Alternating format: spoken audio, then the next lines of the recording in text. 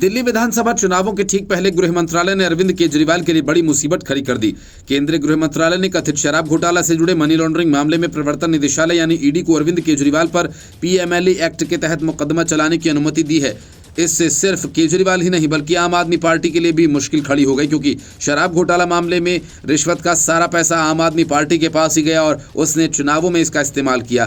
पहले special PMLA अदालत ने केजरीवाल के खिलाफ आरोप तय करने पर रोक लगा दी थी, क्योंकि केजरीवाल पीएमएलए के तहत मुकदमा चलाने को विशेष मंजूरी के अभाव में ट्रायल कोर्ट द्वारा आरोप पत्र पर संज्ञान लेने के खिलाफ दिल्ली हाईकोर्ट चले गए थे। अरविंद केजरीवाल के खिलाफ भ्रष्टाचार निवारण अधिनियम के तहत आरोप पत्र दाखिल करने वाली सीबीआई को पिछले साल अगस्त में इसके लिए मंजूरी मिल गई थी।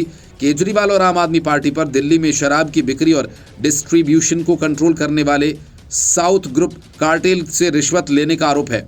कथित तौर पर इस साउथ ग्रुप कार्टेल को दिल्ली सरकार द्वारा 2021-22 के लिए बनाई गई नई शराब नीति से फायदा हुआ है। केजरीवाल ने 6 नवंबर को सुप्रीम कोर्ट के आदेश का हवाला देते हुए हाईकोर्ट में ये दलील दी थी कि सीबीआई द्वारा प्राप्त मंजूरी ईडी के लिए उन पर मुकदमा चलाने के लिए हरी झंडी नहीं है और एजेंसी को उन पर पीएमएलए का मुकदमा चलाने के लिए अलग से मंजूरी लेनी होगी। सुप्रीम कोर्ट ने नवंबर के अपने आदेश में कहा था कि ईडी को पीएमएलए के तहत आरोपियों पर मुकदमा चलाने के लिए सक्षम प्राधिकारी से विशेष मंजूरी की आवश्यकता है, जिसके कारण पीएमएलए के अन्य आरोपियों ने उनके खिलाफ आरोप पत्र रद्द करने की मांग की। ईडी ने शराब घोटाले में अरविंद केजरीवाल को मास्टरमाइंड बताया था। ईडी ने उन्हें साजिशकर्ता और किंग पिन भी बताया था। ईडी ने अरविंद केजरीवाल के खिलाफ चार्जशीट भी पेश की है और इसके खिलाफ केजरीवाल ने दिल्ली हाईकोर्ट का दरवाजा भी खटखटाया था और कहा था कि चार्जशीट के संज्ञान लेने पर रोक लगाई जाए। ईडी ने 21 मार्च 2024 को दिल्ली के तत्कालीन मुख्यमंत्री अरविंद केजरीवाल को गिरफ्तार किया था और मई में उनके आम आदमी पार्टी और अन्य के खिलाफ चार्जशीट पेश की थी। ईडी के चार्जशीट में केजरीवाल के साथ साथ मनीष सिसोदिया के भी घोटाले का मास्टरमाइंड बताया गया। जांच एजेंसीज के अनुसार केजरीवाल और सिसोदिया ने दिल्ली आबकारी नीति 2021-22 में बदलाव की, जिसके कथित तौर पर 100 करोड़ रुपए की रिश्वत दी गई थी। कैग की रिपोर्ट के मुताबिक इन पॉलिसीज ने सरकार को 2000 करोड़ का नुकसान हुआ। अरविंद केजरीवाल को 10 लाख के 2 मुचलके पर सुप्रीम कोर्ट के द्वारा बेल दी गई।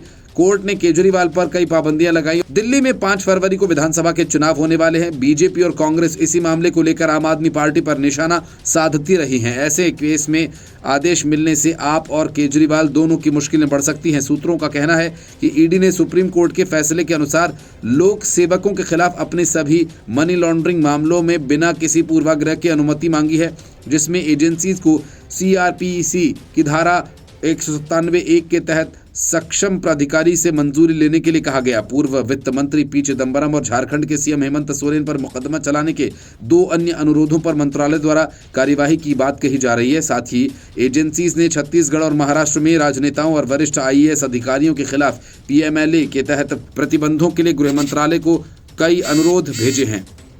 Bureau report, news of India.